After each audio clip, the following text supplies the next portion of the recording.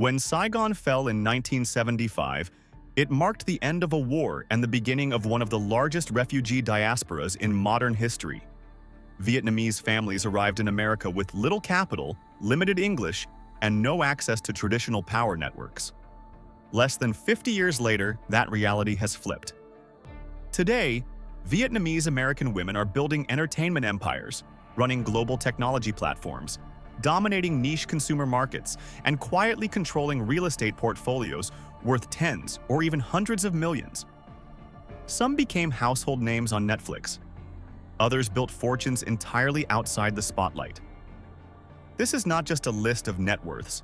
It's a study in strategy, resilience, and economic leverage. We're counting down the richest and most influential Vietnamese women in America. And by the time we reach number 1, you'll see exactly how modern immigrant wealth is really built. Number 10. Lana Condor, the face of the new generation. To understand the future of Vietnamese wealth in America, you have to look at the woman who became the face of a Netflix generation. Lana Condor represents a specific kind of modern success, the crossover star who turned viral fame into a sustainable Hollywood business.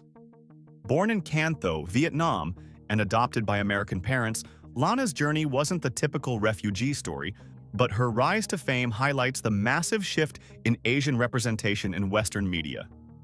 Before 2018, it was almost unheard of for a Vietnamese-born actress to lead a mainstream American romantic comedy. Then came To All the Boys I've Loved Before. The movie wasn't just a hit, it was a cultural reset. It transformed Lana from an X-Men side character into a global brand. But here is where the business intelligence kicks in. Lana didn't just cash the check and wait for the next audition. She understood that in the streaming era, an actor is an asset class. She leveraged her sudden massive social media following, millions of Instagram followers overnight, into high-tier partnerships with brands like Neutrogena, Pink, and H&M. These aren't just Instagram ads. These are multi-year ambassador contracts that pay in the 6 and 7 figures. She also diversified her portfolio. Instead of sticking solely to acting, she moved into production, securing executive producer credits on her projects. In Hollywood, the real money isn't in saying the lines, it's in owning the show. By taking a producer role, she ensures she gets a cut of the back-end profits, not just a salary.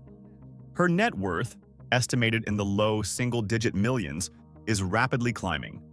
But her true value lies in her marketability. She is the first Vietnamese-American woman to prove that an Asian lead can drive 1 billion hours of streaming traffic. She kicked down the door for the next generation, proving that a Vietnamese face can sell a global love story. She is young, she is strategic, and she is just getting started. Number 9. Jeannie Mai, the media chameleon. If Lana Condor is the new face of fiction, Jeannie Mai is the relentless face of reality. Jeannie Mai's wealth is built on a hustle that is quintessentially Vietnamese-American. She didn't start with connections. She started with a makeup brush. Growing up in San Jose, California, in a household filled with family members and noise, she learned early on that if you want to be heard, you have to be loud. And if you want to be rich, you have to be everywhere. She began her career as a makeup artist for MAC Cosmetics, traveling door-to-door to celebrity clients. Most people would have been happy just being in the room with stars like Christina Aguilera or Alicia Keys. Jeannie wanted to be the star. She pivoted from behind the brush to in front of the camera, landing hosting gigs on How Do I Look? And eventually becoming a co-host on the Emmy-winning talk show The Real. But let's talk about the money. Hosting a daytime talk show is one of the most lucrative gigs in television. It provides a steady, high-salary paycheck that syndication royalties can boost for years. Jeannie used this platform to launch her own fashion lines and collaborations, turning her name into a lifestyle brand. Her financial narrative took a dramatic and public turn during her high-profile marriage and subsequent divorce from rapper Jeezy. Legal documents from the split shed light on the scale of her lifestyle. Arguments over daycare costs, tuition, and asset division revealed a world of private schools, luxury vehicles, and high-stakes real estate. While the divorce was messy, it highlighted something important. Jeannie Mai has her own money. She isn't a dependent, she is a partner. Her net worth, often estimated between $4 million and $5 million, comes from decades of grinding in an industry that usually chews people up. She is also a producer, a fashion expert, and a passionate advocate for victims of human trafficking. She has used her wealth to support organizations like Stop Asian Hate, proving that her influence is about more than just red carpets. Jeannie Mai represents the media mogul path to wealth. Get your face on TV, keep it there, and monetize every second of airtime. Number 8. Maggie Q, the action cinema veteran. Before Lana Condor could star in a rom-com, someone had to prove that a Vietnamese woman could carry a blockbuster franchise. That woman was Maggie Q. Born Margaret Quigley in Hawaii to an American father and a Vietnamese mother, Maggie Q's path to wealth was forged in the brutal fires of the Hong Kong action cinema. Most American actors wait tables in Los Angeles hoping for a break. Maggie booked a one-way ticket to Asia. She started as a model in Tokyo and Taipei, but it was in Hong Kong where she caught the eye of Jackie Chan. He didn't just cast her, he trained her. He saw a potential action star in her, teaching her the discipline of martial arts and stunt work. This training is what separates Maggie Q from her peers. She isn't just an actress, she is a specialized physical asset. When Hollywood needed someone who could act and legitimately fight, Maggie was the only name on the list. She starred in Mission: Impossible 3 alongside Tom Cruise and Live Free or Die Hard with Bruce Willis. These are billion-dollar franchises. But her real financial breakthrough came with television. She landed the lead role in the CW series Nikita. This was historic. It was one of the first times an Asian woman led a mainstream American action drama. Network TV lead salaries are massive, often ranging from $30,000 to over $100,000 per episode for established stars. With 73 episodes, Nikita was a multi-million-dollar paycheck. She followed that up with Designated Survivor, another network hit that ran for 3 seasons. But Maggie Q's wealth isn't just sitting in a savings account. She is a savvy investor, particularly in the health and wellness space. She is the founder of Q Baby, a supplement line, and an active investor in plant-based nutrition companies. As a vocal vegan and activist, she has aligned her investment portfolio with her personal values. With a net worth estimated around $9 million, Maggie Q is the bridge between the old guard of action cinema and the new wave of entrepreneur activists. She proved that a Vietnamese woman could be the toughest person in the room, and the richest. Number 7. Ali Wong, the comedy empire. There is rich, and then there is Netflix rich. Ali Wong is the latter. Ali Wong isn't just a comedian, she is a one-woman corporation. Born in San Francisco to a Vietnamese mother and a Chinese-American father, Ali spent years grinding in the comedy club circuit, performing for peanuts in basements and coffee shops. Then came Baby Cobra. Filmed when she was 7 months pregnant, the special was a cultural earthquake. It was raw, raunchy, and unapologetically Asian American. It didn't just make people laugh, it created a new demographic of comedy consumers. Netflix saw the numbers and opened the vault. In 2019, reports surfaced that Ali Wong and Netflix were in a bidding war with HBO for her stand-up specials. The result? An 8-figure deal. That's right, over $10 million for 2 comedy specials. That puts her in the same pay bracket as legends like Dave Chappelle and Chris Rock. But the stand-up money is just the base. Ali Wong writes, produces, and stars in her own projects. She wrote and starred in Always Be My Maybe, a hit film that further cemented her value. Most recently, her dramatic turn in the A24 series Beef earned her a Golden Globe and an Emmy, proving she has the range to dominate prestige drama as well as comedy. Winning an Emmy and a Golden Globe doesn't just look good on a shelf. It dramatically increases an actor's quote, the fee they can charge for future projects. Ali Wong is now one of the highest-paid actresses in television. She also tours relentlessly. A sold-out theater tour for a comedian of her level can gross hundreds of thousands of dollars per night. When you do the math, merchandise, ticket sales, streaming rights, Ali Wong is generating revenue like a mid-sized tech company. With a net worth conservatively estimated over $10 million and growing rapidly with every new contract, Ali Wong turned the story of a Vietnamese Chinese girl from San Francisco into a global comedy empire. She proved that being your authentic, messy, hilarious self is the most profitable business strategy of all. Number 6. Tiffany Pham, the mogul builder. While Ali Wong dominates entertainment, our next entry is conquering the corporate world by rewriting the rules of how we hire. Tiffany Pham is the founder and CEO of Mogul, a global diversity recruitment platform that is used by some of the biggest companies on Earth. Amazon, Nike, and Intel, just to name a few. Tiffany's story is the classic immigrant narrative supercharged by Ivy League ambition. Her family moved to the US when she was young, and she watched her parents struggle to navigate a new system. That struggle planted a seed. She wanted to create systems that made information and opportunity accessible. She didn't take the easy route. She learned to code. She worked 3 jobs simultaneously to fund her vision. She built the first version of Mogul herself in her bedroom, coding into the early hours of the morning. Mogul started as a platform for women to share advice and grew into a global recruitment giant. The business model is brilliant in its simplicity and necessity. Major corporations are desperate to diversify their leadership, but they don't know where to find the talent. Mogul provides the software and the network to find that talent. This is B2B tech, which is where the serious money is. Under Tiffany's leadership, Mogul has grown into a multi-million-dollar enterprise. She has raised capital from major investors, but she has arguably built something more valuable than just revenue: a database of the world's most ambitious women. Tiffany herself has been named to the Forbes 30 Under 30 and Business Insider's 30 Most Important Women Under 30. She is also the author of best-selling business books like You Are a Mogul. Her wealth is tied to the valuation of her company, which operates in the multi-billion-dollar HR technology market.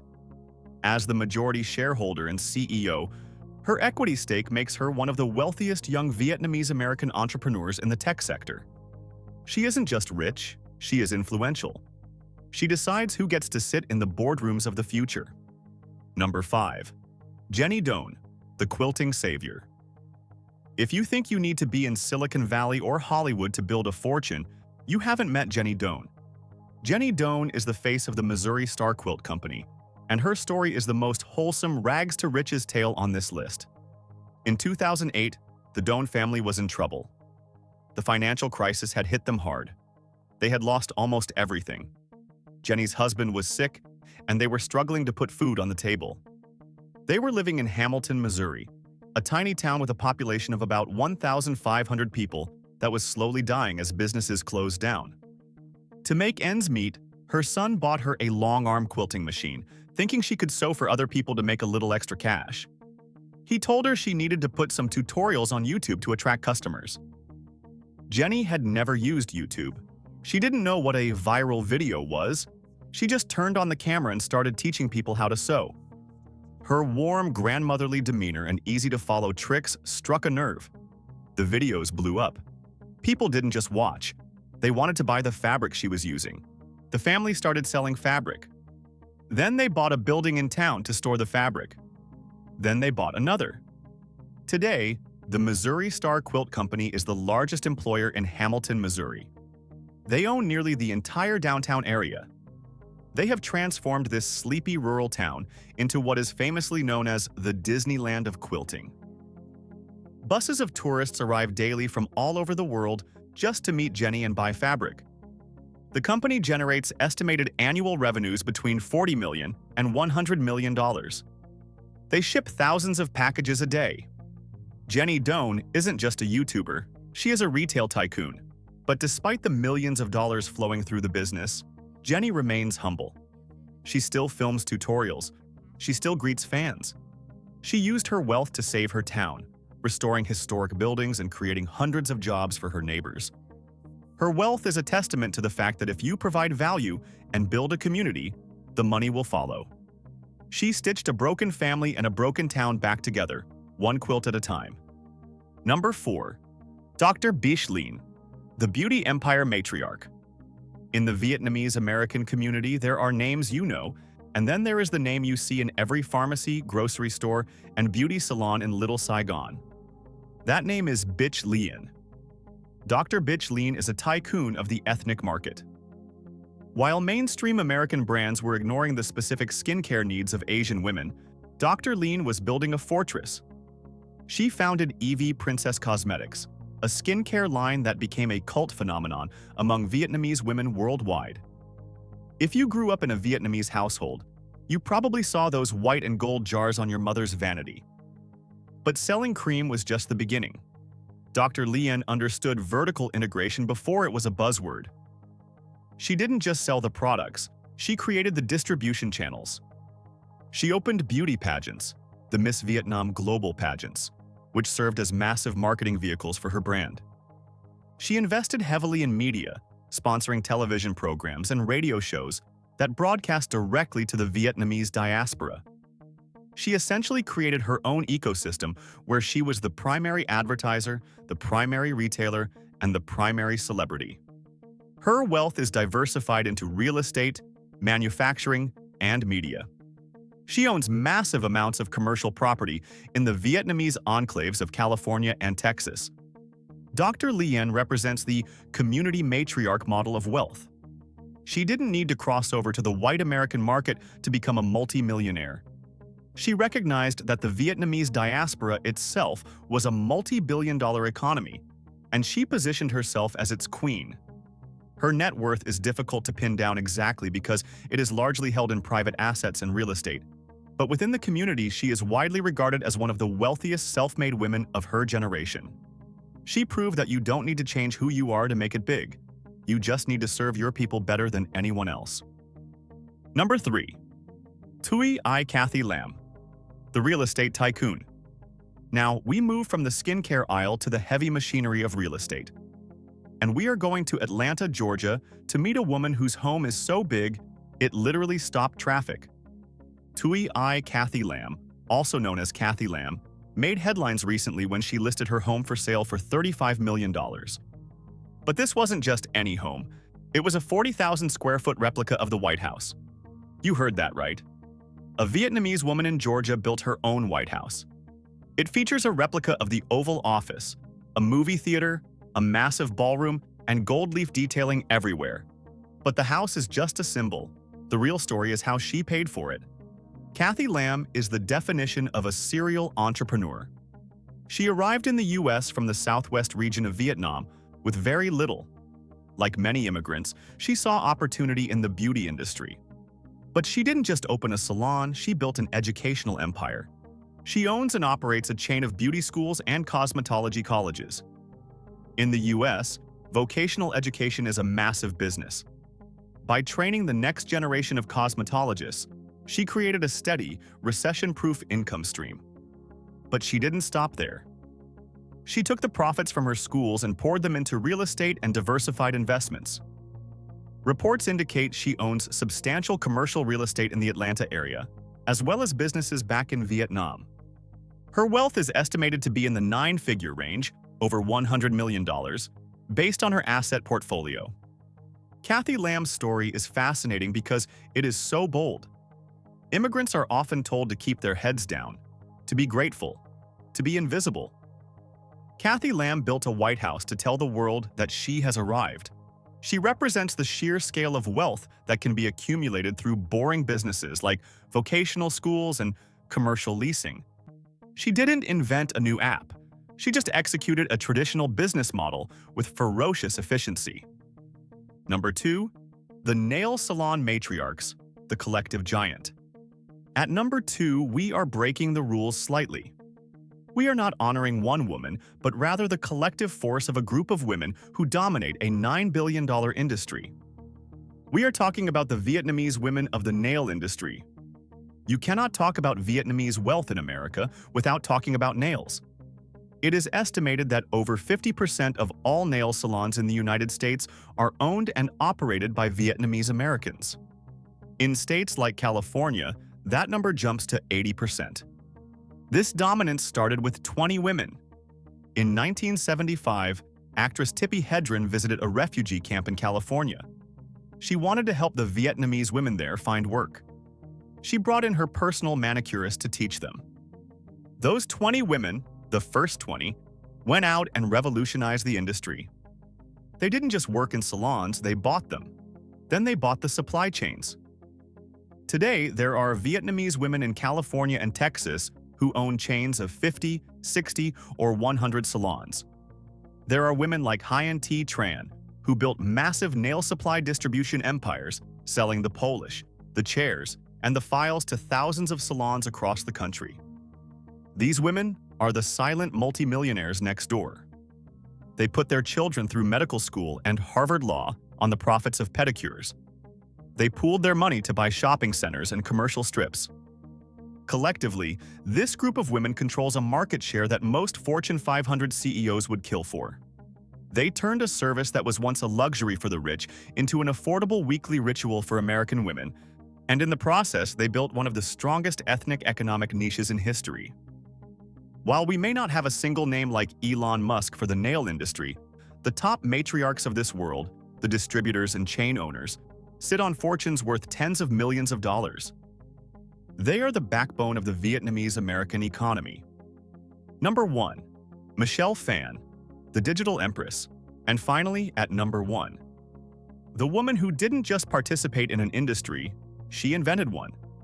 She is the reason influencer is a job title. She is the reason beauty brands spend billions on YouTube. She is Michelle Phan. Michelle Phan's story is the ultimate modern American dream. Her family was poor. Her father was a gambling addict who abandoned the family. Her mother did nails to keep them afloat, and they often relied on food stamps. Michelle found escape in art and the early internet. In 2007, she uploaded a video to a relatively new platform called YouTube. It was a simple makeup tutorial. It changed everything. Michelle was one of the very first people to realize that YouTube wasn't just for cat videos. It was a global classroom. She built an audience of nearly 9 million subscribers before subscribers were a currency. But Michelle's genius wasn't in making videos. It was in monetization.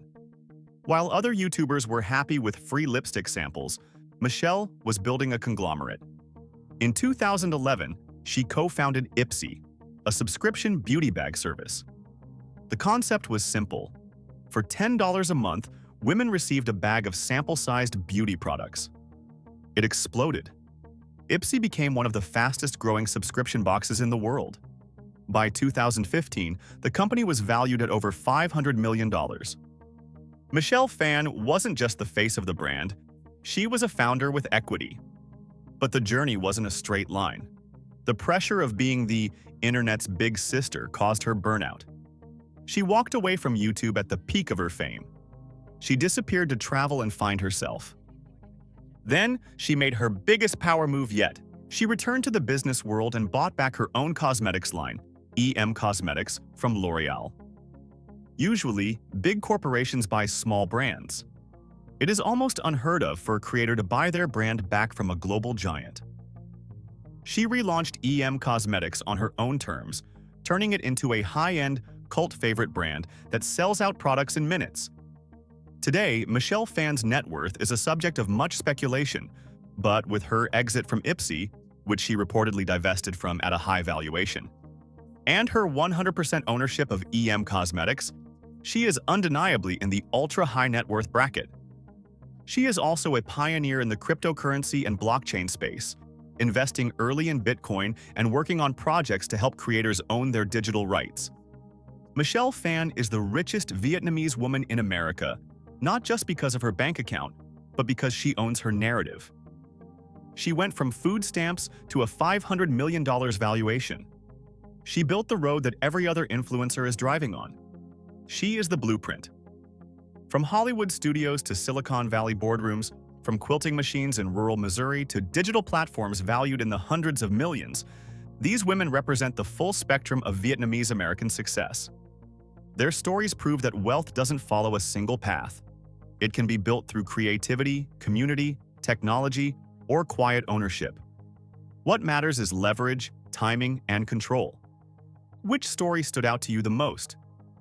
Was it the digital pioneer who reshaped an industry, the comedian who turned authenticity into an empire, or the entrepreneurs who built wealth far from the spotlight? Let us know in the comments, and subscribe for more deep dives into the hidden power, money, and influence shaping the world today.